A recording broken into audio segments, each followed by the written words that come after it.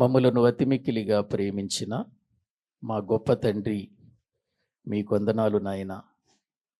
మీ సన్నిధానములో మరొకసారి మేమందరము ఈ ఆరాధన దినాన్న మీ సన్నిధిలో చేరి నీ మాటలు ధ్యానించుటకు మీరిచ్చిన ఈ అవకాశాన్ని బట్టి మీకు స్తోత్రాలు. మీ మాటల ద్వారా మమ్మలను బలపరచండి. నీ వాక్య క్రమములో మేము బ్రతుకున్నట్లుగా, మీ మాటలను మీ మాటలుగా మేము తెలుసుకొని జీవించగలుగునట్లు తగిన సహాయము చేయమని ప్రార్థన చేస్తూ ఉన్నాం. నీ మాటలు వింటున్న ప్రతి వారి హృదయం నీ వాక్యానికి లోబడి నీ చిత్తాన్ని జరిగించే విధానములు మమ్మల్ని అందరినీ సిద్ధపరచమని, వాక్యాన్ని బోధిస్తున్న నాకు నీ పరిశుద్ధాత్మ సహాయమును నడిపింపును అనుగ్రహించమని యేసుక్రీస్తు ప్రభువు పేరిట ప్రార్థించి వేడుకుంటున్నాము తండ్రి, ఆమేన్. మంచిది. ప్రభువునందు ప్రియమైన దేవుని బిడ్డలారా, దైవ గ్రంథంలో నుండి మనం అపోస్తుల కార్యముల గ్రంథాన్ని ధ్యానం చేస్తూ ఉన్నాం. అపోస్తుల కార్యము అనగానే మన మదిలో వైద్యుడైన లూకా గారు జ్ఞాపకానికి రావాలి.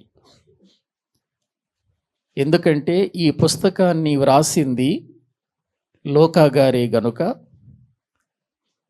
ఆయన రాసినటువంటి ఈ మాటలన్నీ తరచి పరిశీలించి వ్రాసినటువంటి మాటలు గనుక మనం బహు జాగ్రత్తగా ఆ మాటలలో ఉన్నటువంటి పరమార్థాన్ని తెలుసుకొని బ్రతకాలి.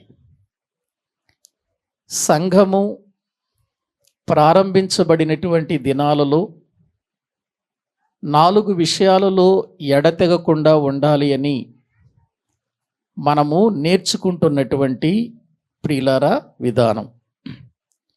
సంఘము ఏ విషయాలలో ఎడతెగక ఉండాలో మరొకసారి వచన భాగాలు చదువుకుందాం. అపోస్తుల కార్యముల గ్రంథం 2వ అధ్యాయం 42వ వచనాన్ని మనం చదువుకుందాం. వీరు అపోస్తుల బోధయందును సహవాసమందును రొట్టె విరుచుట యందును ప్రార్థన చేయుట యందును ఎడతెగక ఉండిరి. చాలండి. ప్రియులారా, దైవ గ్రంథంలో సంఘం దేవుని నమ్మిన తరువాత సంఘములో చేర్చబడిన ప్రతి ఒక్కరూ ఈ 4 విషయాలలో ఎక్కడ ఎడతెగకుండా ప్రియులారా వారి జీవితాలు ఆపకూడదు. ఏ విషయాలలో అంటే అపోస్తుల బోధ, 2వది సహవాసము, 3వది రొట్టె విరుచుట, 4వది ప్రార్థన చేయుట. ఇంతవరకు మనము 3 విషయాలు నేర్చుకున్నాం. అపోస్తుల బోధ అంటే ఎలా ఉంటుంది, అపోస్తులు ఏం బోధ చేశారు, సంఘములో ఉండవలసిన అపోస్తుల బోధ ఏంటి అనే సంగతులు మనం ధ్యానం చేశాం. ఆ తరువాత సహవాసముగా కూడుకోవాలని, సహవాసముగా కూడుకోకపోతే అది భయంకరమైనటువంటి పాపమని, దానికి ఏమాత్రము కూడా బలి లేదనే విషయాన్ని మనం నేర్చుకున్నాం. ఇక ఆ తరువాత రొట్టె విరుచుట. అసలు ప్రభు బల్ల అంటే ఏంటి, ప్రభు బల్ల ఎందుకు తీసుకోవాలి, ఎప్పుడు తీసుకోవాలి, దేనికోసం తీసుకోవాలి, తీసుకున్నవారు ఏమి జ్ఞాపకం చేసుకోవాలి అనే విషయాలు గత దినాలలో మనం నేర్చుకున్నాం. ఇక క్రైస్తవ సంఘంలో ఎడతెగని మరొక జీవితం ఏంటంటే ప్రార్థన చేయుట. ప్రార్థన చేయుట అనేది సంఘానికి ఎడతెగని ఒక అనుభవమై ఉండాలి. ఎడతెగని వాటిలో ఇది ఒకటిగా మనము గుర్తించాలి. ప్రార్థన. ప్రార్థన అంటే దేవునితో మాట్లాడుట అని అర్థం. దేవునితో మాట్లాడుట, లేక దేవునికి చెప్పుకొనుట, లేక దేవునిని వేడుకొనుట, దేవునికి మొర్రపెట్టుట, ఇటువంటి ప్రియులారా పర్యాయ పదాలన్నీ కూడా దైవ గ్రంథంలో మనము చూస్తూ ఉన్నాం. ప్రార్థనలో కూడా మళ్ళీ ఏకాంత ప్రార్థన ఉంది, కుటుంబ ప్రార్థన ఉంది, సంఘ ప్రార్థన ఉంది. ప్రార్థనలో పరిశుద్ధత కలిగిన ప్రార్థన, పశ్చాత్తాపముతో కూడిన ప్రార్థన, పాపపు ఒప్పుకోలుతో కూడిన ప్రార్థన, ఇలా బైబిల్ గ్రంథములో మనకు ఎన్నో కనబడుతూ ఉన్నాయి ప్రియులారా. ఏది ఏమైనా క్రైస్తవ జీవితానికి చాలా ప్రాముఖ్యంగా మనము తెలుసుకోవలసినటువంటి ఒక విషయం ప్రార్థన. ప్రార్థన బైబిల్ గ్రంథంలో అసలు ప్రార్థన అనేది ఎప్పుడు ఆరంభమైంది అని మనం ఆలోచన చేస్తే, ఆదామునకు కయీను హేబేలు అనేటువంటి ఇద్దరు కుమారులు ఉండటం, ఆ ఇద్దరు కుమారులు ప్రియులారా ఒకరేమో దేవునికి ఇష్టమైన జీవితాన్ని జీవించారని, ఒకరేమో దేవునికి వేరుగా దుష్టుని సంబంధులుగా బ్రతికారు అని మనము చూస్తున్నాం. దుష్ట సంబంధిగా బ్రతికినటువంటి కయీను ప్రియులారా నీతిమంతుడైనటువంటి హేబేలును అతడు చంపివేసినట్లుగా లేఖనాలలో మనము చూస్తూ ఉంటున్నాం. ప్రియులారా నీతిమంతుడు ఈ భూమి మీద మొట్టమొదటిసారిగా ఈ లోకాన్ని విడిచి వెళ్ళిపోయాడు. ఒక నీతిమంతుడు ఈ భూమి మీద మొదటిగా సమాధి చేయబడ్డాడు. ఒక నీతిమంతుడు భూమి మీద మొట్టమొదటిగా పరదైసుకు చేరుకున్నాడు. ఒక నీతిమంతుడు ఈ భూమి మీద దేవుని కొరకు హతసాక్షిగా మారిపోయాడు. అంటే మొదటి నీతిమంతుడే హతసాక్షి. ఏవండి, అంటే క్రైస్తవ జీవితంలో ఒక దేవుని నమ్మినటువంటి వ్యక్తిగా భూమి మీద సమాధి ఎవరిది? మొదటి సమాధి అంటే ప్రభు కొరకు హతసాక్షిగా మారిన హేబేలుది. హతసాక్షిగా మారిన హేబేలుది. ప్రియులారా, ఈ హేబేలు మరణించిన తర్వాత హేబేలుకు ప్రతిగా దేవుడు షేతును ఇచ్చాడండి. ఆదాము అవ్వలకు షేతునిచ్చాడు. షేతునకు ఒక కుమారుడు పుట్టాడు. ఆ కుమారుని పేరు ఎనోషు. ఆ ఎనోషు కాలములో ప్రార్థన ఆరంభమైంది. రండి ఒక్కసారి ఆ వచనం చదువుకుందాం.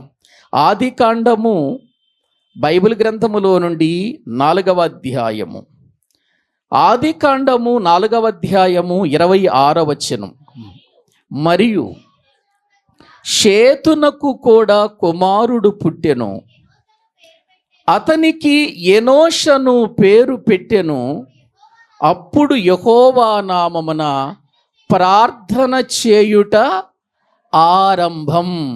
ఏవండి, ప్రార్థన ఆరంభం ఎవరి కాలంలో జరిగింది? షేతు కుమారుడైన ఎనోషు కాలములో ప్రార్థన చేయుట ఆరంభమైంది. ఆదాముకు ప్రార్థన తెలియదు, హవ్వకు ప్రార్థన తెలియదు, హేబేలుకు ప్రార్థన తెలియదు, కయీనుకు ప్రార్థన తెలియదు ప్రియులారా, షేతుకు ప్రార్థన తెలియదు. ఆ తర్వాత ఎనోషు పుట్టటం, ఎనోషు కాలములో ప్రార్థన ఆరంభమైంది. అంటే ఒక వ్యక్తి దేవునితో మాట్లాడుకోవటం అనేటువంటిది, ఒక వ్యక్తి ప్రార్థన ద్వారా దేవుణ్ణి కలుసుకోవటం అనేటువంటిది ఎవరి ద్వారా ఆరంభమైంది చెప్పండి? ఎనోషు ద్వారా ఆరంభమైనట్లుగా లేఖనాలలో మనము చూస్తుంటున్నాం. ఆనాడు ప్రారంభమైన ప్రార్థన, ఆ తర్వాత వచ్చినటువంటి భక్తులు ఒకరి ద్వారా ఒకరు, ఒకరి నుండి ఒకరు, ఒకరి ద్వారా ఒకరు ఆ ప్రార్థనలు జరిగించుకుంటూనే వచ్చినట్లుగా లేఖనాలలో మనము చూస్తుంటున్నాం. చివరికి ఆ ప్రార్థన ఎంతగా దేవునికి ఆనందాన్ని కలిగించింది, దేవునికి సంతోషాన్ని కలిగించిందంటే, ఒక మనుష్యుడు పరిశుద్ధుడైనటువంటి దేవుణ్ణి ప్రార్థన ద్వారా కలుసుకునే భాగ్యం మనిషికి దొరికింది ప్రియులారా. ఒక మనుష్యుడు దేవుని యొద్ద చెప్పుకోవటానికి, వేడుకోవటానికి, విజ్ఞాపన చేయటానికి, ఆయన దగ్గరకు వెళ్ళి మొర్రపెట్టుకునే అవకాశం మనుషులకు దొరికినట్లుగా లేఖనాల్లో మనము చూస్తుంటున్నాం. ఆ రీతిగా ప్రార్థన జరుగుతూ వచ్చింది. ప్రియులారా, మొదటిగా సంఘము ఏర్పడిన తర్వాత, మనము చదువుకున్న అపోస్తుల కార్యముల గ్రంథంలోనికి వచ్చిన తర్వాత సంఘానికి అది ఒక ప్రధానమైనటువంటిదిగా దేవుడు స్థిరపరిచి దానిని ఎడతెగక కొనసాగించమని చెప్పినట్లుగా మనం చూస్తున్నాం. ప్రార్థన అని. ప్రియులారా, మాట చాలా గొప్పదండి. ప్రార్థన అనగానే దేనికోసం ప్రార్థన చేయాలి, దేని నిమిత్తం ప్రార్థన చేయాలి, ఏ విధంగా ప్రార్థన చేయాలి అనేటువంటిది మనకు తెలియాలి. ప్రియులారా, చాలాసార్లు చెప్పాను, మళ్ళీ సందర్భం వచ్చింది కాబట్టి చెబుతున్నాను. ఒక ప్రార్థన ఎలా చెయ్యాలి అనంటే, యేసుక్రీస్తు నామమున పరలోకమందున్న తండ్రి అయిన దేవునికి పరిశుద్ధాత్మ సహాయంతో ఒక మార్పు చెందిన వ్యక్తి చేసేదానిని ఏమంటారు చెప్పండి? ప్రార్థన. ప్రియులారా, ఇది కాకుండా మనము చేసే ప్రార్థనలు దేవుడు ప్రియులారా సరి అయినటువంటి విధానములు, వాటిని స్థిరమైనటువంటి విధానములు అంగీకరించడు. బైబిల్ గ్రంథములో కొన్ని వచనాలు నేను మీకు చూపిస్తాను. ఎందుకంటే యేసుక్రీస్తు ప్రభువారు ఈ భూమి మీద ఉన్నప్పుడు ప్రియులారా మనకు నేర్పించినటువంటి ప్రార్థన విధానాన్ని మనం ఆలోచన చేస్తే, శిష్యులకు ప్రభువు ప్రార్థన నేర్పిస్తూ ఏమని ప్రార్థన నేర్పించాడు ఆయన అంటే, ఎలా ప్రారంభించమన్నాడో ఒకసారి చూద్దాం. మత్తయి సువార్త రండి, దైవ గ్రంథములోనికి మనము వెళితే మత్తయి సువార్తలో ప్రభువు తన శిష్యులకు నేర్పుతున్నటువంటి ప్రార్థనలో ఆయన ఏమని ప్రార్థన చేయమన్నాడో చూద్దాం. 6వ అధ్యాయము దేవుని వాక్య భాగములో మనము చూస్తే ప్రియులారా 9వ వచనాన్ని మనము చదువుకుందాం. కాబట్టి మీరీలాగు ప్రార్థన చెయ్యండి. ఎలా ప్రార్థన చెయ్యాలి? ఇదిగో ఇప్పుడు నేను చెబుతున్నాను, ఈలాగు ప్రార్థన చెయ్యండి అన్నాడు. ఎవరు? యేసుక్రీస్తు వారే స్వయాన తన శిష్యులకు చెబుతున్న మాట. ఇలా ప్రార్థన చెయ్యాలి. ఎలా? ఇప్పుడు చదవండి. పరలోకమందున్న మా తండ్రి. ఇది ప్రారంభం. ఏమండి, ప్రార్థన చేసే సమయములో ప్రతి ఒక్కరూ కూడా ఏం చెయ్యాలి? పరలోకమందున్న యేసు ప్రభువు అని కాదు, పరలోకమందున్నటువంటి మరొకటి కాదు, పరలోకమందున్న మా తండ్రి. అప్పటికి యేసుక్రీస్తు ఎక్కడున్నాడు? భూమి మీద ఉన్నాడు. భూమి మీద ఉన్న యేసుక్రీస్తు వారు తన శిష్యులకు ప్రార్థన నేర్పిస్తూ ఏమని ప్రారంభించమన్నాడు ప్రార్థన? పరలోకమందున్న మా తండ్రి. ఇది ప్రారంభం. ఆలోచించారా? ఎందుకు పరలోకమందున్న మా తండ్రి అని అన్నాడు? మనం ప్రార్థన చేసేది తండ్రికే, యేసుక్రీస్తుకు కాదు. మనము ప్రార్థన చేసేది తండ్రికి. అందుకని తండ్రి అనే మాట మన నోట నుండి రావాలి. ఒకవేళ నువ్వు తండ్రి అని ప్రారంభించలేదనుకోండి ప్రియులారా, ఆయన నీకు ఏమవుతాడో, అసలు నువ్వెందుకు ఆయన అడుగుతున్నావో, నీకు ఆయనకున్న సంబంధం ఏంటో ప్రియులారా అది అర్థం కాదు. తండ్రి అన్నామంటే ఒక కుమారుడు తండ్రిని తన మనవులను ఏం చేస్తున్నట్టు? అడుగుతున్నట్టు. అంతే కదా? ఏదైనా అవసరమైనప్పుడు, ఏదైనా అక్కర ఉన్నప్పుడు ఒక కుమారుడు ఎవరికి చెప్పుకుంటాడు ఆ సంగతి? తండ్రికి చెప్పుకుంటున్నాడు. ఇది మనకు అర్థం అవ్వాలి. నేను కుమారుడను, నేను ఆయనకు కుమార్తెను, కాబట్టి నా తండ్రికే నా మనవి చెప్పుకోవాలి, నా సంగతే చెప్పుకోవాలి అని మనము పరలోకమందున్న తండ్రి అని ప్రారంభించాలి ప్రార్థన. కానీ ఈ రోజున అలా ప్రార్థించట్లేదు. ఎవరిష్టం వాళ్ళది ఆ విధంగా వెళ్ళిపోతున్నారు.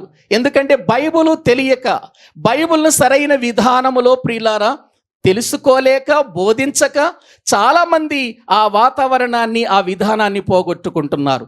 కాబట్టి మనము ప్రార్థన చేసే సమయంలో మొట్టమొదటిగా మన నోట నుండి రావలసిన మాట ఏంటి చెప్పండి? పరలోకమందున్న మా తండ్రి. అదే రీతిలో యేసుక్రీస్తు వారు ప్రార్థన చేశాడు. ఆ శిష్యులకు చెప్పటమే కాదు, మీరు యోహాను సువార్త 17వ అధ్యాయం అంతా చదవండి. తండ్రి తండ్రి తండ్రి అంటూనే ప్రార్థన చేసినట్లుగా లేఖనాలలో మనము చూస్తున్నాం. అయితే చేసినటువంటి ప్రార్థన పరలోకమందున్న తండ్రికి చేసినప్పుడు ఆ ప్రార్థన ఎవరి ద్వారా వెళ్ళాలి తండ్రి దగ్గరికి అంటే యోహాను సువార్త 14వ అధ్యాయము, యోహాను సువార్త 14వ అధ్యాయము. ప్రియులారా, బైబిల్ గ్రంథములో మనము చూస్తే 13వ వచనాన్ని మనము చదువుకుందాం. మీరు నా నామమున దేనిని అడుగుదురో తండ్రి కుమారుని యందు మహిమపరచబడుటకై దానిని చేతును. నా నామమున మీరు నన్నేమి అడిగినను నేను చేతును. చూడండి, మీరు నా నామమున దేనిని అడుగుదురో తండ్రి కుమారుని యందు మహిమపరచబడాలి. తండ్రి కుమారుని యందు మహిమపరచబడాలి అని అంటే మనము ప్రార్థన చేసేటప్పుడు ఎవరి నామములో ప్రార్థన చేయాలి? యేసుక్రీస్తు నామములో ప్రార్థన చెయ్యాలి అని అంటున్నాడు. 16వ అధ్యాయములోనికి రండి. యోహాను సువార్త 16వ అధ్యాయము 23వ వచనం. ఆ దినమున మీరు దేని గూర్చియు నన్ను అడుగరు, మీరు తండ్రిని నా పేరట ఏమి అడిగినను. ఎవరి పేరట అడగాలి? తండ్రిని మనం ఎవరి పేరట అడగాలండి? యేసుక్రీస్తు పేరట అడగాలి. ప్రార్థన విధానం ఇది. ఒక పరిశుద్ధాత్ముని ద్వారా జరిగించవలసిన ప్రార్థన జీవిత విధానం ఇలా ఉండాలి. ఏవండి? పరలోకమందున్న తండ్రిని మనం అడగాలి. ఎవరి నామములో అడగాలి? యేసుక్రీస్తు నామములో మనము అడగాలి. మీరు తండ్రిని నా నామమున ఏది అడిగినా అది మీకు ఇస్తాను అని అన్నాడు కదా. మరొక వచనం చూపిస్తాను. బైబిల్ గ్రంథములో మనము చూస్తే ప్రియులారా 24వ వచనం కూడా చూడండి ఒక్కసారి. ఇప్పటి వరకు మీరు ఏం చేయలేదు? నా పేరట అడగలేదు. అడిగారు, ప్రార్థన చేశారు, కానీ ఎవరి పేరట చేయలేదు మీరు? మీరు యేసుక్రీస్తుని నా పేరట చేయలేదు. మీరు చూసారా? ఎవరు చెబుతున్న మాటలండి ఇవి? స్వయాన యేసుక్రీస్తు వారే చెబుతున్న మాటలుగా మనము చూస్తుంటున్నాం కదా. 26వ వచనం కూడా చదవండి. ఆ దినమందు మీరు నా పేరట అడుగుదురు. నా పేరట అడుగుదురు అంటే అడగవలసినవన్నీ ఎవరి పేరట అడగాలి చెప్పండి? యేసుక్రీస్తు వారి పేరట అడగాలి. మరొక వచనాన్ని మీకు చూపిస్తాను చూడండి ప్రియులారా. ఎఫెసీయులకు రాసిన పత్రిక 5వ అధ్యాయము 20వ వచనం చదవండి. ఎఫెసీయులకు రాసిన పత్రిక 5వ అధ్యాయము 20వ వచనం. మన ప్రభువైన యేసుక్రీస్తు పేరట సమస్తమును గూర్చి తండ్రి అయిన దేవునికి ఎల్లప్పుడూ కృతజ్ఞతాస్తుతులు ఎవరి పేరట ఎవరికి చెల్లించాలన్నాడు? యేసుక్రీస్తు వారి పేరట తండ్రికి అన్నాడు. చూడండి, అక్కడ ప్రార్థన విధానం కూడా మనకు తెలియాలండి. ఏదో చేసేస్తున్నాం కదని ఎలా పడితే అలా ప్రార్థన చేయకూడదు. ఎందుకంటే లేఖనం చెబుతున్న విషయం మనము తండ్రి అయిన దేవునికి ఎవరి పేరట సమస్తము కూడా ఎవరి పేరట జరగాలి? యేసుక్రీస్తు పేరటే జరగాలి. ఒక ప్రార్థన చేసినా, ఒక కృతజ్ఞతాస్తుతి చెల్లించినా యేసుక్రీస్తు పేరట మనము ప్రియులారా తండ్రిని అడగాలి. అందుకే కదా మనం ప్రార్థన అంతా అయిపోయిన తర్వాత యేసుక్రీస్తు నామమును అడుగుచున్నాము తండ్రి అనే మాట పలకటానికి కారణం అది. యేసుక్రీస్తు లేకపోతే నేను ఈ మధ్య చాలా మందిని చూస్తున్నానండి, కొంతమందిని చూస్తున్నాను, స్తుతులు చెల్లించిన ప్రార్థన చేసిన ఆఖరికి వాళ్ళు యేసుక్రీస్తు నామమున మీకు చెల్లిస్తున్నాము తండ్రి అంటలా. యేసుక్రీస్తు నామాన్ని ప్రక్కన పెట్టించేసి ఈ స్తుతులన్నీ మీకు అర్పించేస్తున్నాము తండ్రి అంటున్నారు. ఈ స్తుతులన్నీ మీకు అర్పిస్తున్నాము అంటే ఎవరి నామములు అర్పించినట్టు? లేదు, అక్కడ నామము లేదు. కాబట్టి మన ఆ స్తుతి కానీ అటువంటి ప్రార్థన కానీ తండ్రి యొద్దకు చేరదు. ఈ విషయాన్ని మనం తెలుసుకోవాలి. యేసుక్రీస్తే మనకు మార్గం అయి ఉన్నాడు. దేనికైనా తండ్రి యొద్దకు వెళ్ళాలంటే యేసుక్రీస్తే మార్గం. ఒక ప్రార్థన ద్వారా వెళ్ళాలన్నా, ఒక స్తుతి ద్వారా వెళ్ళాలన్నా యేసుక్రీస్తు లేకుండా మనము తండ్రి యొద్దకు చేరలేం. నేనే మార్గమును సత్యమును జీవమునై ఉన్నాను, నా ద్వారా తప్ప ఎవడును తండ్రి యొద్దకు. అంటే తండ్రి యొద్దకు వెళ్ళాలి మన ప్రార్థన అన్నా, మనము తండ్రి యొద్దకు వెళ్ళాలన్నా ఎవరి ద్వారా వెళ్ళాలి చెప్పండి?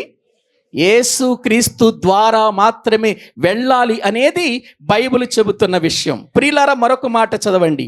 రోమీయులకు రాసిన పత్రిక 1వ అధ్యాయము 8వ వచనం. రోమీయులకు రాసిన పత్రిక దేవుని వాక్యములో నుండి 1వ అధ్యాయము 8వ వచనం. మీ విశ్వాసము మొదట మీ అందరి నిమిత్తము యేసుక్రీస్తు ద్వారా నా దేవునికి కృతజ్ఞతాస్తుతులు చెల్లించుచున్నారు. ఎవరి ద్వారా? పౌలు గారు ఎవరి ద్వారా స్తుతులు చెల్లిస్తున్నాడు? యేసుక్రీస్తు ద్వారా స్తుతులు చెల్లిస్తున్నట్లుగా వాక్యములో మనము చూస్తున్నాం. మరొక మాట చూస్తారా? యోహాను సువార్త 15వ అధ్యాయం 16వ వచనం. యోహాను సువార్త 15వ అధ్యాయం 16వ వచనం. మీరు నన్ను ఏర్పరచుకొనలేదు, మీరు నా పేరట తండ్రిని ఏమి అడుగుదురో అది ఆయన మీకు. మీరు నా పేరట తండ్రిని ఏది అడుగుదురో అది దేవుడు మీకు అనుగ్రహించున్నట్లు మీరు వెళ్ళండి, ఫలించండి, మీ ఫలము నిలిచి ఉండుటకు. మీరు చూసారా? ఏమండి, ఇంత స్పష్టంగా నేను దరిదాపు మీకు అర్థం అవటానికి 4-5 వచనాలు చూపించాను. బైబిల్ అంతా కూడా దీని మీదే ఆధారపడి ఉంది. నేటికి కొంతమంది ప్రార్థన చేసేటప్పుడు తండ్రి అనే ఆ పరలోకపు తండ్రిని అస్సలు జ్ఞాపకం చేసుకోరు. పరలోకపు తండ్రిని అస్సలు జ్ఞాపకం చేసుకోరండి.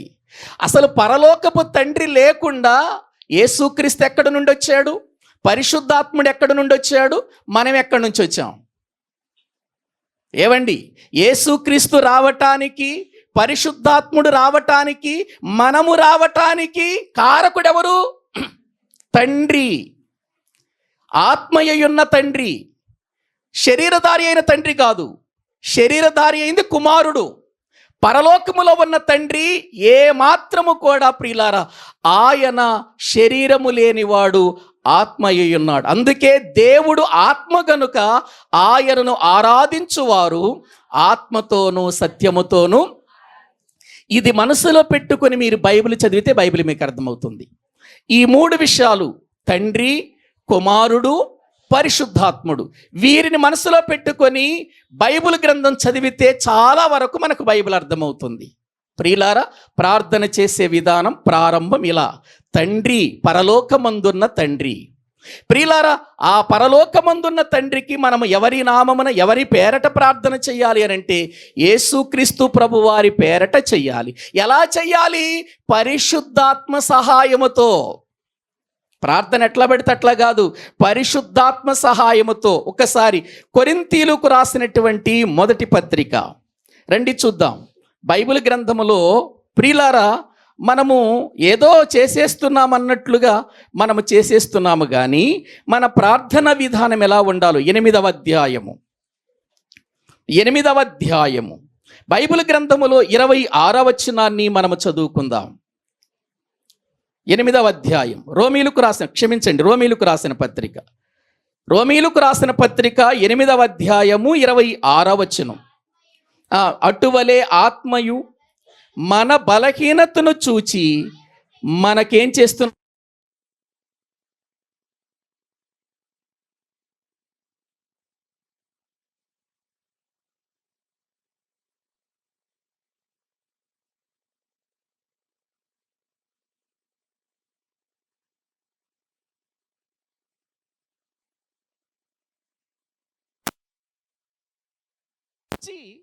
పరిశుద్ధాత్ముడు ఏం చేస్తున్నాడు? మనకు సహాయము చేయుచున్నాడు. ఎట్లాగంటే ఏలయనగా మనము యుక్తముగా, ఎలాగూ అంటే యుక్తముగా దేవునికి ఇష్టమైనటువంటిదిగా మనము ఎలా ప్రార్థన చెయ్యాలో మనకు సహాయం చేసి నడిపించేది ఎవరు చెప్పండి?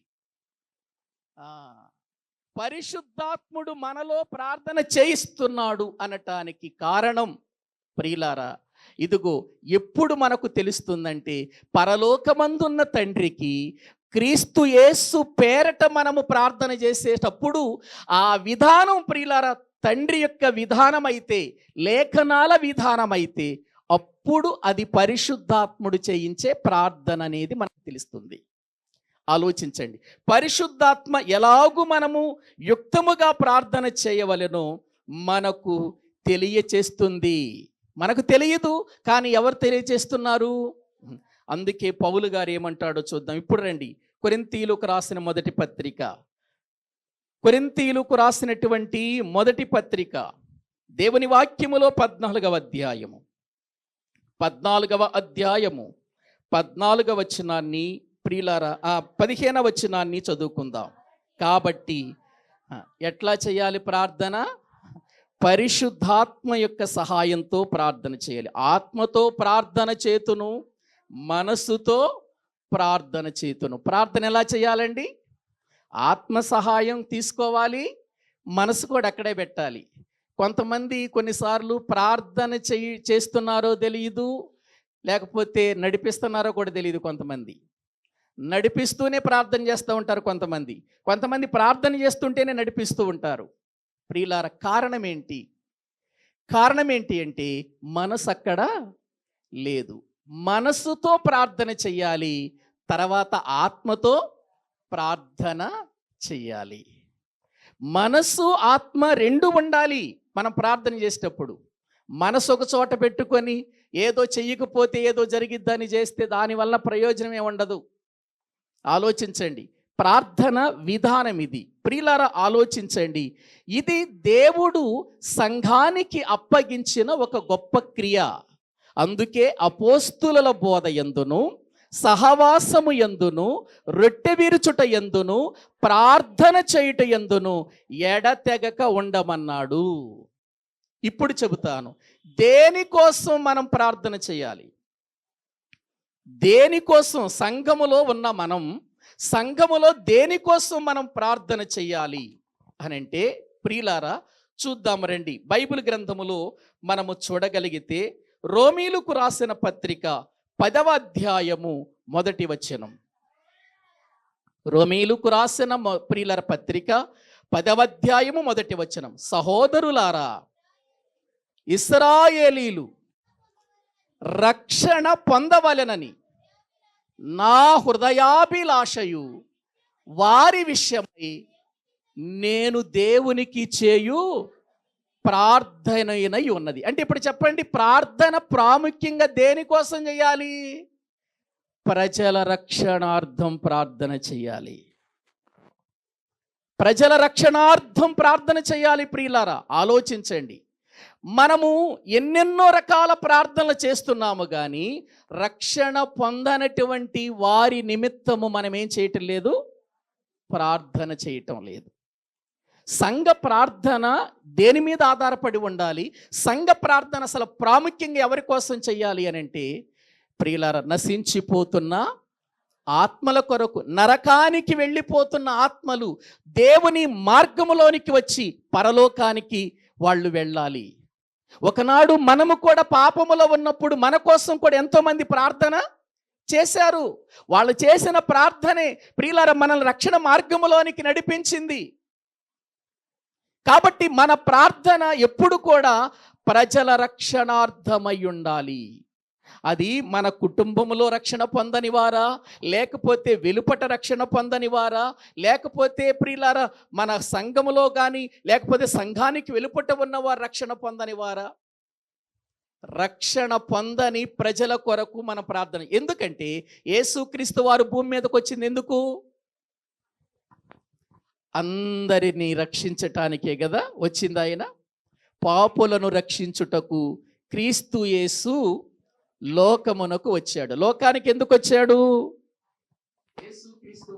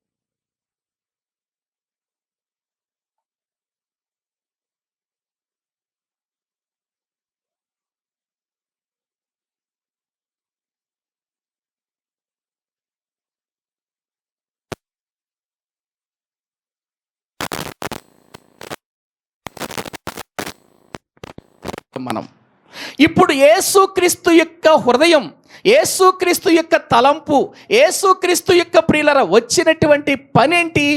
ఆత్మల రక్షణ విషయం. మరి సంఘం చేయాల్సిన పనేంటి? సంఘం కూడా అదేనండి, నశించిపోతున్న ఆత్మల కొరకే ప్రార్థన చెయ్యాలండి.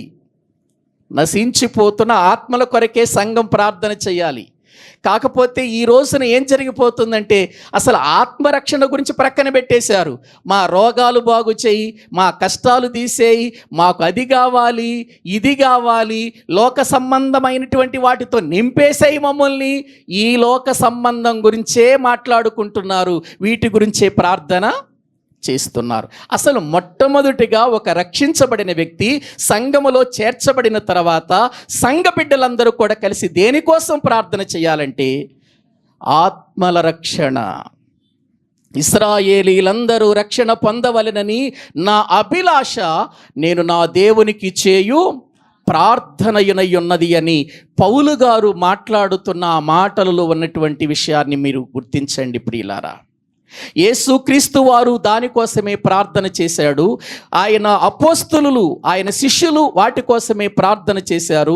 పౌలు గారు కూడా ప్రియుల నశించిపోతున్న ఆత్మల కోసమే పోరాడారు, ప్రార్థన చేసినట్లుగా దైవ గ్రంథంలో మనము చూస్తున్నాం. కాబట్టి మన మొట్టమొదటి మెట్టు ఏంటంటే ఎప్పుడైనా సరే ప్రియులారా నశించిపోతున్న ఆత్మలు ఏం చేయబడాలి? రక్షించబడాలి. రక్షించబడాలంటే సంఘం ఏం చేయాలి? ప్రార్థన చెయ్యాలి అని దైవ గ్రంథంలో మనము చూస్తుంటున్నాం. రెండవదిగా పౌలు గారి యొక్క జీవితంలో ప్రియులారా చేసినటువంటి ప్రార్థన, తన బలహీనత కొరకు ప్రార్థన చేశాడు.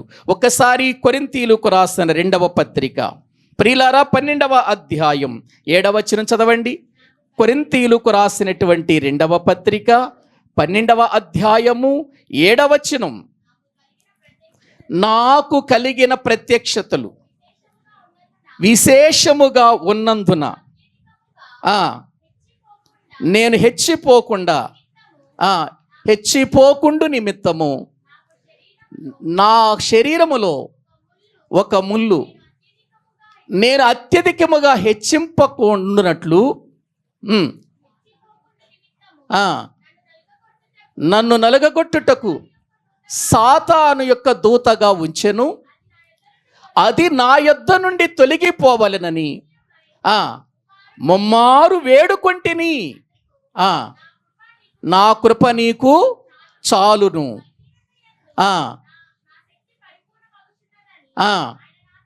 చాలండి. ఇక్కడ వాక్య భాగములో మనము చూస్తే అపోస్తలుడైనటువంటి పౌలు బలహీనతతో ఉన్నాడు, శరీర బలహీనతతో ఉన్నాడు ప్రియులారా. అప్పటికే ఎందుకంటే ఆయన దేవుని సువార్తను ప్రకటించటానికి ఎన్నో ప్రయాణాలు చేశాడు, ఎంతో దూరం వెళ్ళాడు, ఎన్నో ప్రాంతాలకు వెళ్ళాడు. వెళ్ళి సువార్త చేస్తున్నప్పుడు ఆయన్ని గాయపరిచారు, ఆయన్ని కొట్టారు, ఆయన్ని హింసించారు, ఈడ్చుకుంటూ వెళ్ళారు. శరీరం హోనమైపోయింది, ఆయన శరీరం హోనమైపోయింది. ఇక వయసు మీద పడుతున్న కొలది ఆయన శరీరములో ఉన్న బలహీనతలు ఏమైపోతున్నాయి ప్రియులారా? ఎక్కువైపోతుంది. అది తట్టుకోలేనటువంటి పరిస్థితులలో దేవుని సన్నిధికి వెళ్ళి ప్రార్థన చేస్తున్నాడు, దేవుడు తీసేస్తాడేమోనని. దేవుడేమంటున్నాడు? అది ఉండాలయ్యా నీకు, నీ బలహీనతలలో నువ్వు పరిపూర్ణువు కావాలంటే ఆ బలహీనత ఉండాలి, నేను తీసేయను అన్నాడు. ఇక్కడ మనం ఆలోచించాలి. బలహీనత వచ్చినప్పుడు ప్రార్థన చేశాడా పౌలు? చేశాడు. కానీ దేవుడు అతన్ని స్వస్థపరిచాడా? ఎందుకు స్వస్థపరచలేదు? అది ఉండాలి నీలో, ఆ బలహీనత ఉండాలి నీలో, నీవు హెచ్చిపోకుండు నిమిత్తం. ఎందుకంటే నీకు ఇవ్వబడిన ప్రత్యక్షతలు చాలా గొప్పవి, నీకు ఇవ్వబడినటువంటి ఇదిగో ఆ దర్శనం చాలా గొప్పది. కాబట్టి నువ్వు హెచ్చిపోకుండునట్లుగా ఆ బలహీనత నీలో ఉండాలి అన్నాడండి దేవుడు. ప్రియులారా ఒక్కసారి ఆలోచించండి. ఎందుకంటే అండి దేవుని వాక్యములో మనము చూస్తే ఫిలిప్పీలకు రాసిన పత్రిక చూడండి. ఫిలిప్పీలకు రాసినటువంటి పత్రిక వాక్యాన్ని మనము చూస్తే పౌలు గారి యొక్క పరిస్థితి ప్రియులారా ఎలా ఉందో ఒక్కసారి మనము చూద్దాం. 4వ అధ్యాయము 4వ అధ్యాయము. దేవుని వాక్య భాగములో ప్రియులారా మనము చూడగలిగితే 11వ వచనము నుండి చదవండి. ఉమ్, ఉమ్, ఉమ్, ఉమ్, ఉమ్, ఉమ్, ఉమ్, ఉమ్, ఉమ్, ఉమ్. ఆకలిగొని ఉండుటకును,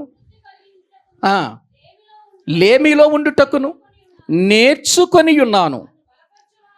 నన్ను బలపరుచు వాని యందే నేను సమస్తము చేయగలను. అయినను నా శ్రమలో మీరు పాలు పుచ్చుకొనినది మంచి పని. ఇదిగో నేను ఏమి నేర్చుకున్నానంటే, నేను ధనవంతుడినైనా, నేను ఉన్నతమైన స్థితిలో ఉన్నవాడినైనా, మంచి వ్యాపారాలు నాకున్నా, నా తల్లిదండ్రులు మంచి స్థాయిలో ఉన్నా, నా జీవితంలో నేను వాటి విషయమై ఎప్పుడు కూడా నేను ఆలోచన చేయలేదు. ఎందుకు? వాటన్నిటినీ ప్రభు నిమిత్తము నేను పెంటతో సమానముగా ఎంచుకున్నాను. అందుకే కొదువులో ఉండటం నేర్చుకున్నాను, సంతృప్తి కలిగి ఉండటం నేర్చుకున్నాను. ఆకలి అంటే ఏంటో నాకు తెలుసు, సంతృప్తిగా తినటం అంటే ఏంటో నాకు తెలుసు. నేను నేర్చుకున్నాను. ఎక్కడ నేర్చుకున్నాడు ఇవన్నీ? ప్రభువులోకి వచ్చిన తర్వాత నేర్చుకున్నాడు ఇవన్నీ. ఏమి నేర్చుకున్నాడు? ఎప్పుడు నేను సంపన్న స్థితిలో ఉండాలనే నేర్చుకున్నాడా? కొదువుగా ఉండటం కూడా నేర్చుకున్నాడు, ఆకలితో ఉండటం కూడా నేర్చుకున్నాడు, వస్త్రాలు లేనటువంటి పరిస్థితిలో ఉండటం కూడా నేర్చుకున్నాడు. ప్రియులారా గమనించండి, నిజంగా ఆయన ఇటువంటి పరిస్థితుల గుండా ప్రయాణం చేస్తూ ఎన్నో బలహీనతలకు గురైపోయాడు. ఎన్నో రీతులుగా ప్రియులారా శ్రమ అనుభవించినటువంటి వాడిగా మనము చూస్తూ ఉంటున్నాం. ఒకానొక సమయంలో అయితే అసలు నేను వెళ్ళిపోవాలనుకుంటున్నాను, కానీ ఎందుకో మీ మధ్య దేవుడు నన్ను ఉంచుతున్నానంటాడు 1వ అధ్యాయంలో. ప్రియులారా ఫిలిప్పీయులకు రాసిన మొదటి పత్రికలో, ఫిలిప్పీయులకు రాసిన పత్రికలో 1వ అధ్యాయము చూడండి. 1వ అధ్యాయము 22వ వచనం. శరీరముతో నేను జీవించుటయే నా పనికి ఫలసాధనమైన ఎడల నాకు తోచలేదు. ఈ రెండిటి మధ్యను నేను ఇరుకున పడ్డాను. ఎక్కడికి వెళ్ళిపోవాలి అంటే, వెడలిపోయి అంటే మీ మధ్యలో నుంచి వెళ్ళిపోయి చచ్చిపోవాలనుకుంటున్నా నేను.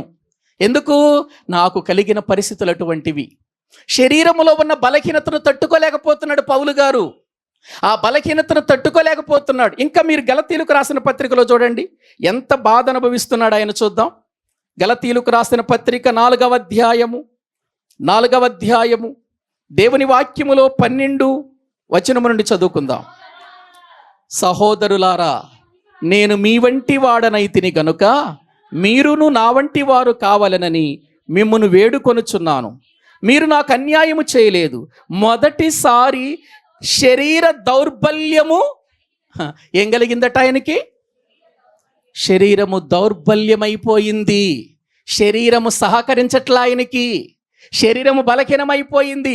అయినప్పటికీ కూడా చూడండి,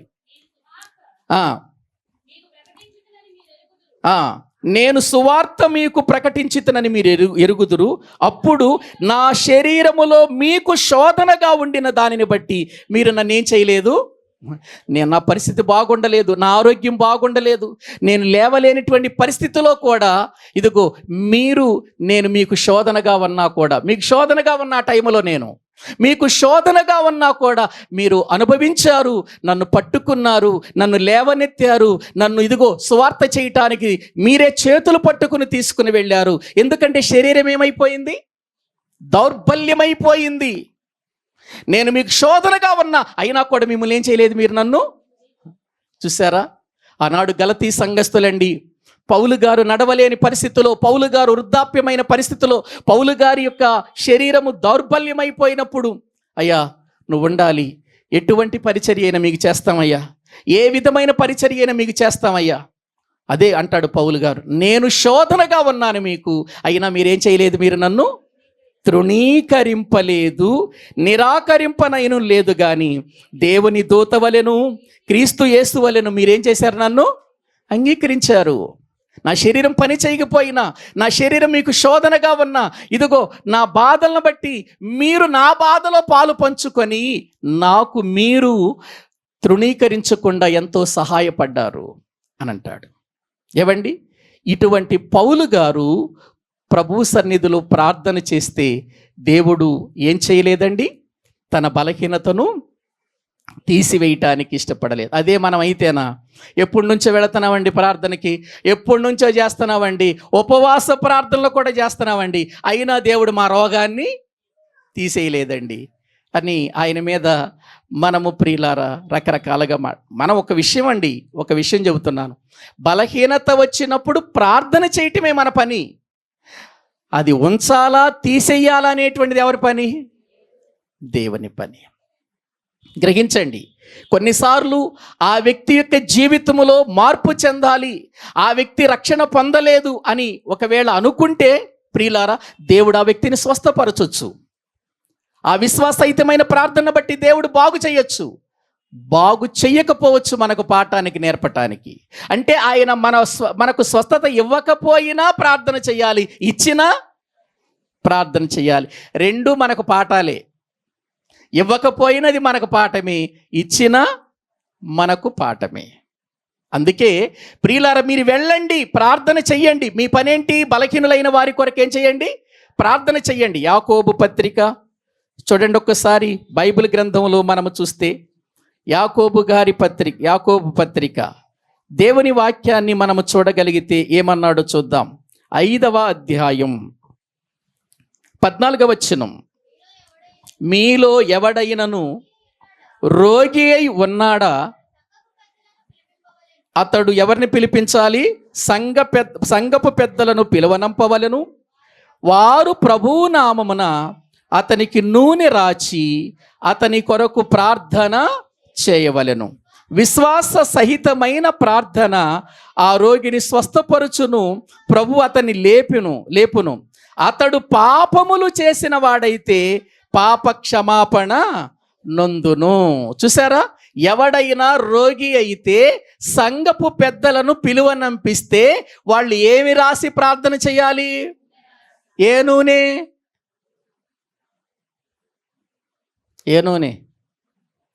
చెప్పండి. ఈరోజు క్రైస్తవ సంఘాలలో బాగా అమ్ముడుపోతున్నది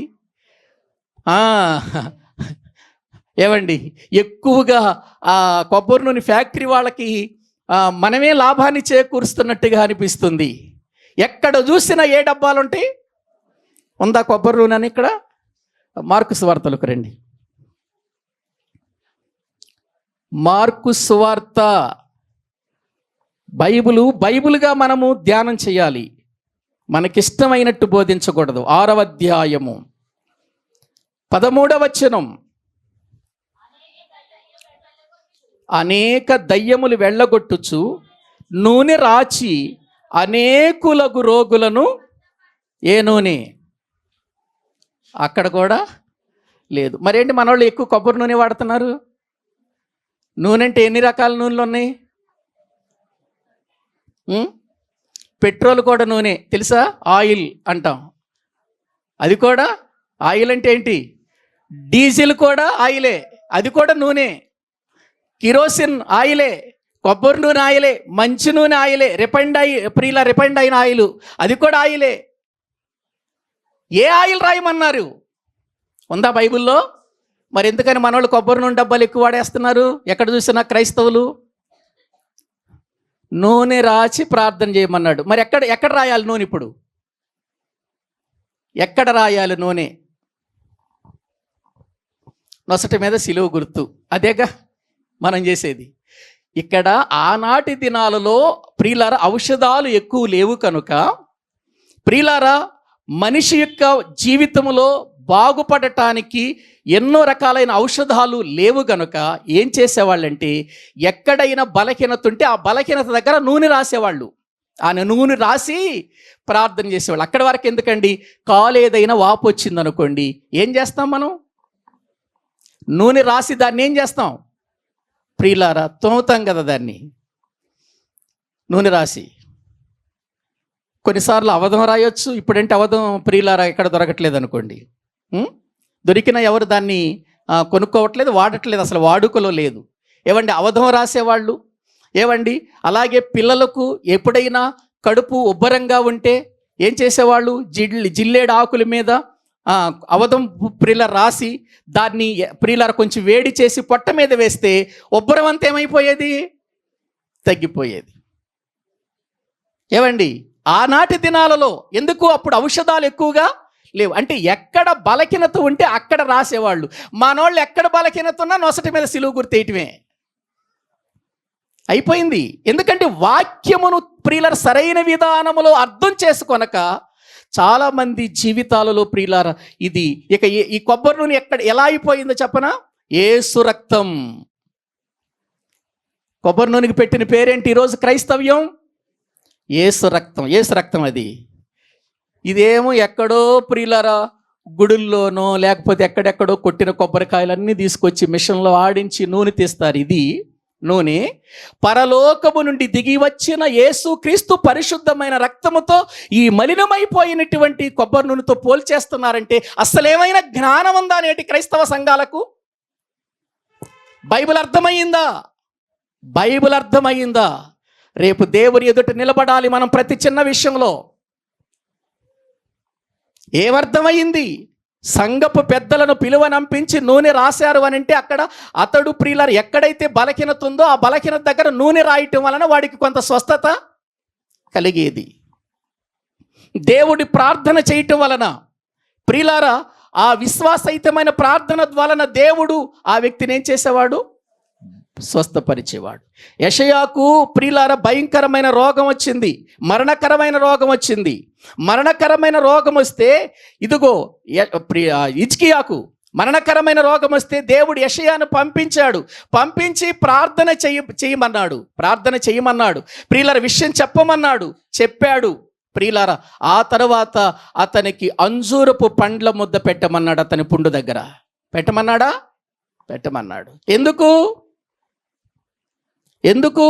అతనికి ప్రియులార అది ఒక ఔషధంగా పనిచేయటానికి. నూనె కూడా ఔషధంగా పనిచేసేది.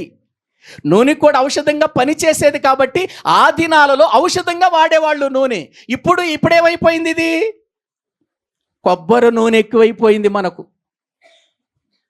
ప్రియులారా ఆలోచించండి, కొబ్బరి నూనె కూడా ఔషధమేనండి. కొన్ని ప్రియులారా బలహీనతలకు కొబ్బరి నూనె కూడా ఏం చేస్తుంది? పని చేస్తుంది కదా. ఏవండి, పని చేస్తుంది. కానీ ఆ విషయాన్ని అసలు మర్చిపోయారు మనోళ్ళంతా. క్రైస్తవ్యం అంతా మర్చిపోయింది, ఎక్కువ శాతం మర్చిపోయింది.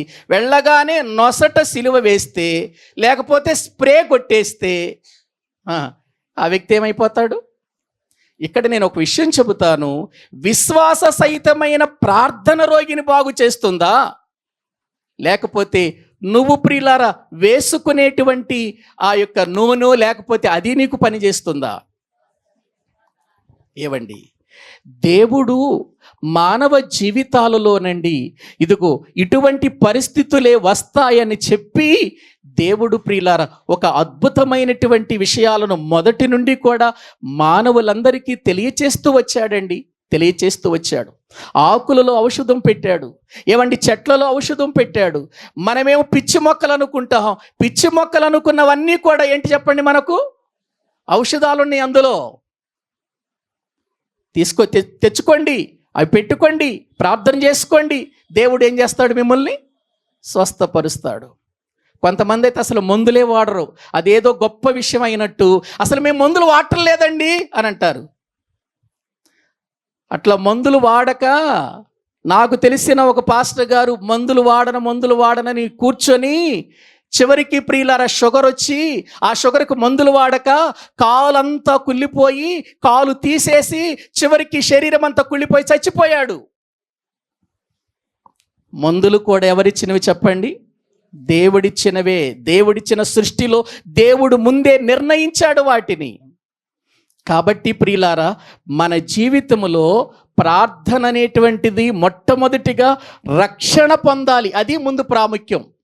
ప్రియులారా స్వస్థతలు జరిగితే జరగవచ్చు, లేకపోతే లేవచ్చు.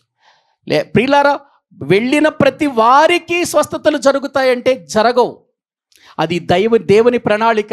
ఈ వ్యక్తిని బాగు చేస్తే నా కొరకు బ్రతుకుతాడు, ఈ వ్యక్తిని స్వస్థపరిస్తే నా కొరకు జీవిస్తాడు అని దేవుడు అనుకుంటే ఆ వ్యక్తి ఏమవుతాడు?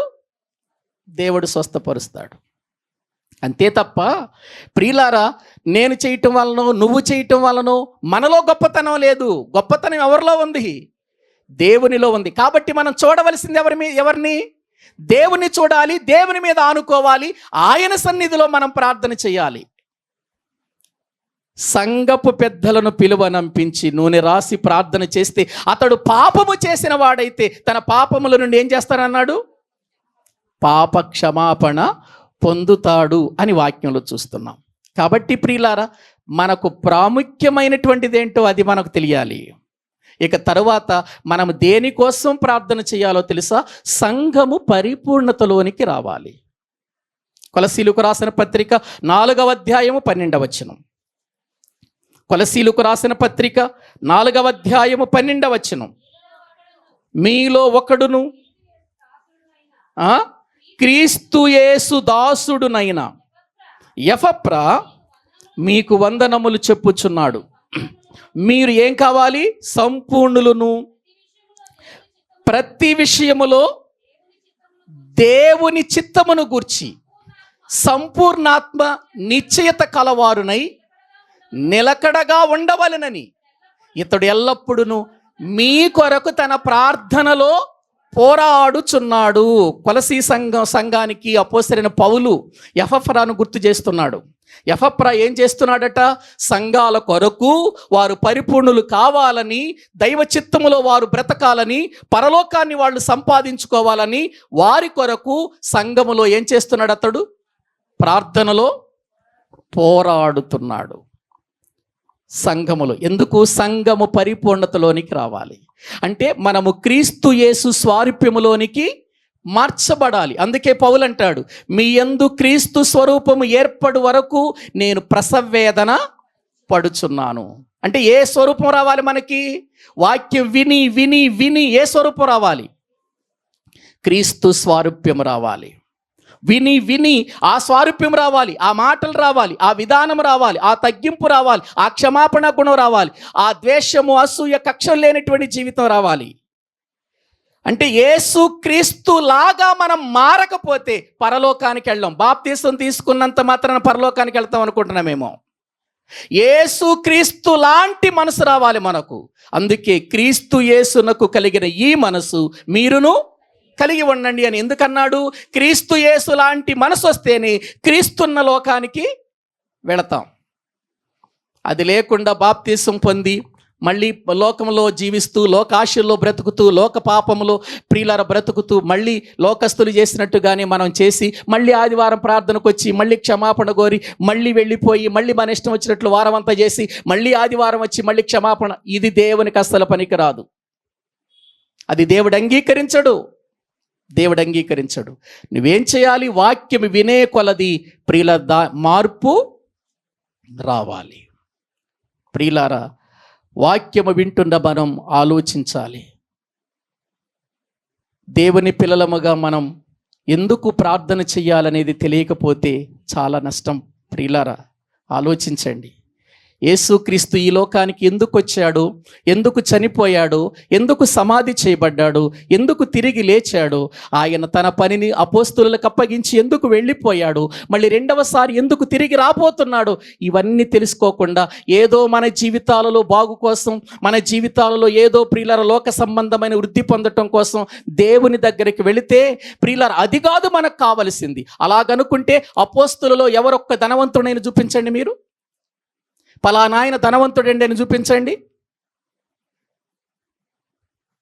ఏవండి అంటే వాళ్ళకి ఆశీర్వాదం లేదా? అక్కడ వరకు ఎందుకండి? యేసుక్రీస్తు వారు ఈ లోకానికి వచ్చాడు. ఏం సంపాదించుకున్నాడు చెప్పండి? ఆయన ఒక ఇల్లు ఉందా ఆయనకి? ఒక బంగ్లా ఏమైనా ఉందా? ఏవండి ఎక్కడికైనా ప్రయాణం చేయటానికి ఆయనకి ఏమైనా ఒక వెహికల్ ఉందా? ఇప్పుడు యేసుక్రీస్తు కూడా మరి ఆశీర్వాదం లేనట్టేగా.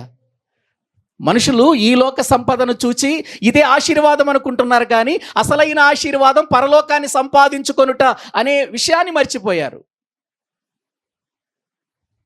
సంఘము యొక్క విధానం ప్రియులార తెలియాలి.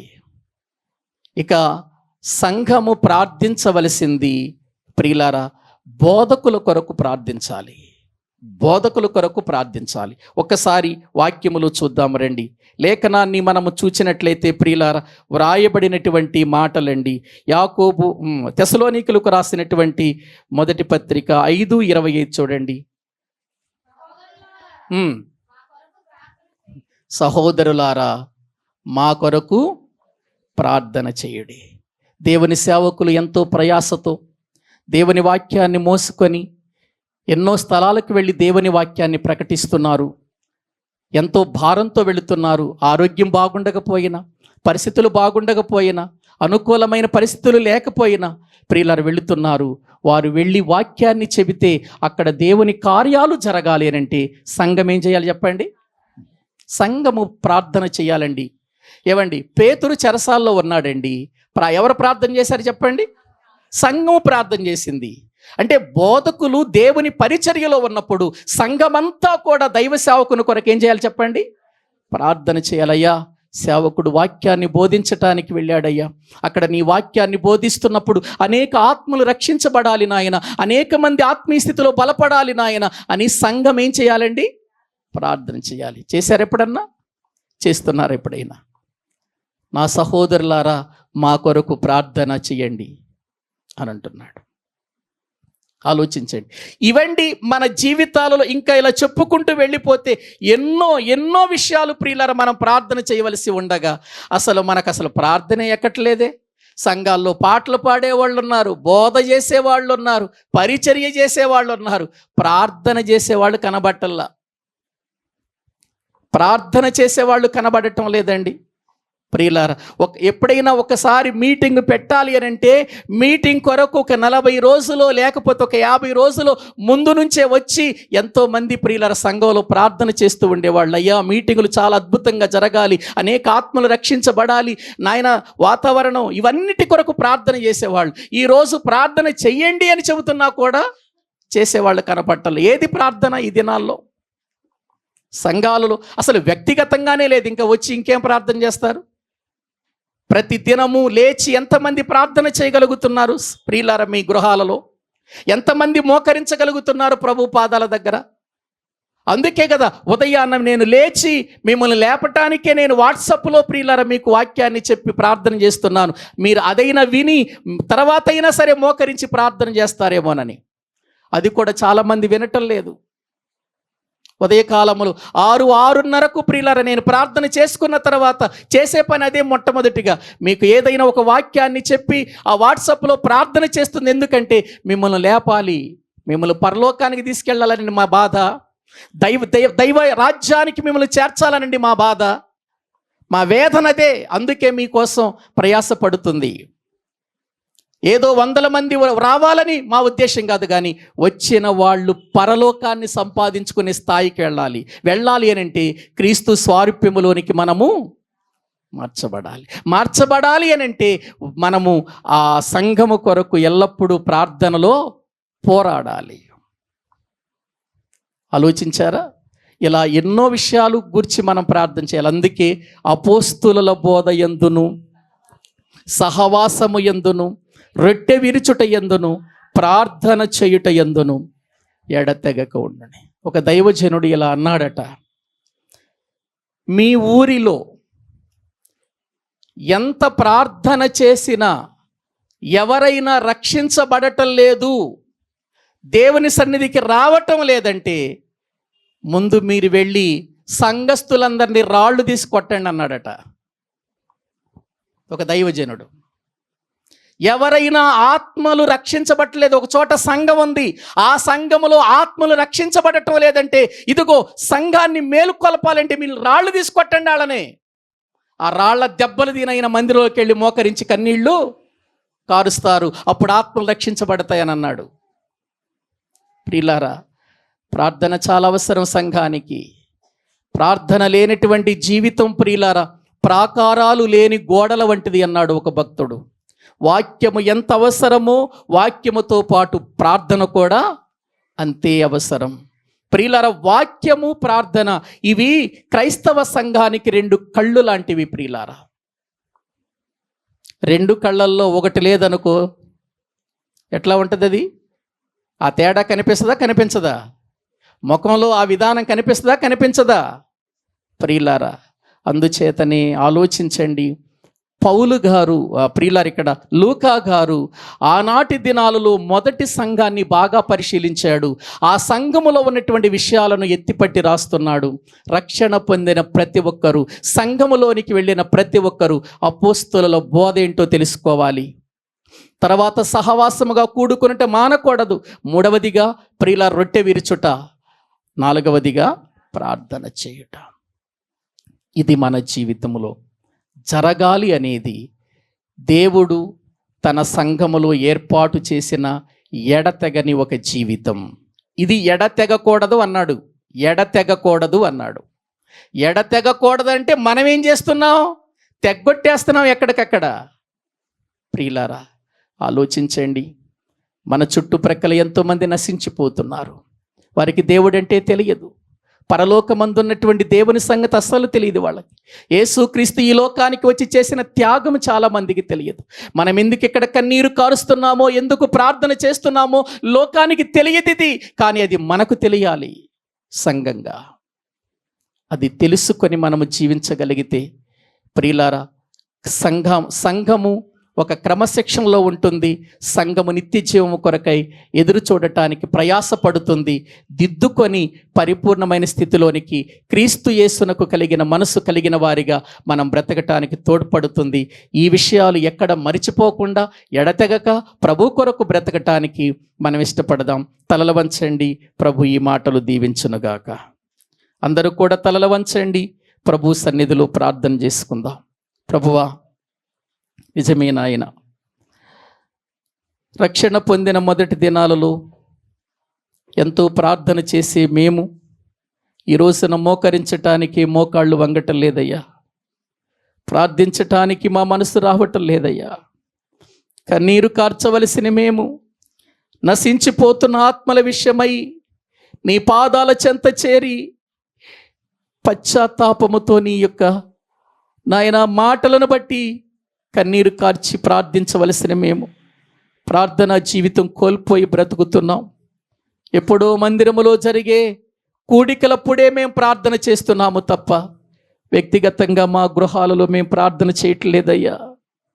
దయతో మమ్మలను క్షమించండి. సంఘం అంటే ప్రార్థనా జీవితంలో ఎడతెగకుండా ఉండాలని మీ లేఖనాలలో మేము చూస్తున్నాం. సంఘ ప్రార్థనే ఆత్మలను రక్షిస్తుంది అని, నీ సన్నిధానములో సంఘము పరిపూర్ణమైన స్థితికి వెళ్ళి పరలోకానికి చేర్చబడుతుంది అని మీ వాక్యములో చూస్తున్నాం. ఈ లోక సంబంధమైన వాటి కోసం కాదు కానీ పర సంబంధమైన వాటి విషయంలో మేము ప్రార్థించే వారిగా చేయండి. మొదట నా రాజ్యమును నీతిని వెదకుడి, అప్పుడు అవన్నీ అనుగ్రహిస్తానన్నారు. అయ్యా, మొదటిగా మీ కొరకు మేము బ్రతికితే, మీ చిత్తాన్ని మేము నెరవేరిస్తే, మీ ప్రణాళికలో మేము ప్రార్థన చేస్తే, తండ్రి కుమారుడైన యేసుక్రీస్తు ద్వారా మీ యొద్దకు మేము చేరగలిగితే తప్పనిసరిగా మా జీవితాలలో మీరు గొప్ప కార్యాలు చేస్తారయ్యా. మమ్మల్ని బలపరుస్తారయ్యా. మా జీవితాలలో మా బలహీనతలు తొలగిస్తారు నాయన. క్రీస్తు కోసం మమ్మల్ని నిలబెడతారు నాయన. అటువంటి వ్యక్తులుగా మమ్మల్ని చేయండి. ప్రార్థనా జీవితం మాలో పెట్టండి ప్రభు అని మనము దేవునికి అప్పగించుకుందాం. ప్రార్థన చేసుకుందాం. పరిశుద్ధుడైన తండ్రి, కృపగలిగిన మా దేవా, మీకు వందనాలు చెల్లిస్తున్నాం. ఈ యొక్క మధ్యాహ్న కాల సమయంలో మరొకసారి అపోస్తుల కార్యముల గ్రంథంలో సంఘానికి ఉండవలసిన 4వ ఎడతెగని జీవితం ఏంటో కొన్ని సంగతులు మాత్రం మేము నేర్చుకున్నాము తండ్రి. ఇంకా ఎన్నో సంగతులు మీ లేఖనాలలో మేము నేర్చుకోగలిగినట్లు తగిన సహాయము చేయమని ప్రార్థన చేస్తున్నాం. నీ కుమారుడు మా ప్రభువైన యేసుక్రీస్తు వారు ఈ లోకానికి వచ్చి మా కొరకు చేసిన త్యాగముకై వందనాలు నాయన. మా కొరకై బలైపోయిన విధానాన్ని బట్టి మీకు స్తోత్రాలు. మమ్మల్ని రక్షించటానికి, మమ్మల్ని విమోచించటానికి మా నాయన తన జీవితాన్ని మాకు అర్పించాడు నాయన. ఆయనను నలుగగొట్టుటకు మీకు ఇష్టమయ్యింది నాయన. నీ ప్రేమ మాయడలు చూపించిన విధానాన్ని బట్టి మీకు స్తోత్రాలు.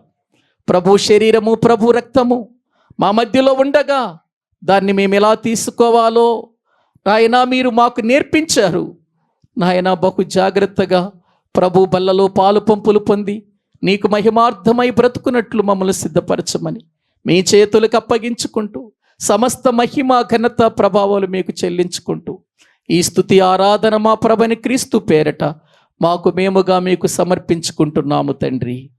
ఆమేన్. మన తండ్రి అయిన దేవుని ప్రేమ, ఆయన కుమారుడైన యేసు క్రీస్తు వారి యొక్క కృప, పరిశుద్ధాత్మ నిత్య సహాయము సన్నిధి కూడిన మనకును సకల పరిశుద్ధులకును సదాకాలము తోడయుండి నడిపించునుగాక.